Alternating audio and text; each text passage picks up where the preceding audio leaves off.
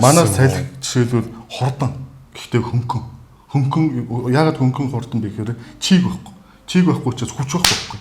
Далайн улс орнууд чинь чигт учраас хүчтэй хүнд байгаа учраас илүү их хүчтэй эргэлдүүлээд байгаа байхгүй. Манайх чинь хурдан л болгоос хүч байхгүй. Тэгэхээр манай сэргэгдэгчийн хүч салхи бол тийм өндөр ашигтай биш. Газрын гүний дулаан гэдэг бас өндөр ашигтай биш.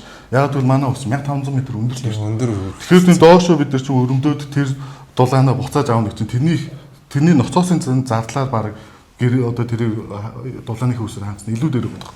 Тэгээд өртөг нь асар өндөр. Буцаагаад бид нар ингээд усуул бид нар зайшгүй сэргэгдэгчийн хүч ихтэй бас буцаагаад оршоос хамааралтай байгаа тийм. Тэгээ өрөөсөө үндсэндээ нар байгаа. Нар гэдэг нь бидэрт өөрөө яг л одоо юугаараа 1500 м өндөрт бидэрт халахлах юм бараг байхгүй 365 оны 280-90 оны нартай яг энийг л бид нар яг зөв ашиглаж чадвал бидний хамгийн том сэргэгдэгч юм шиг байна.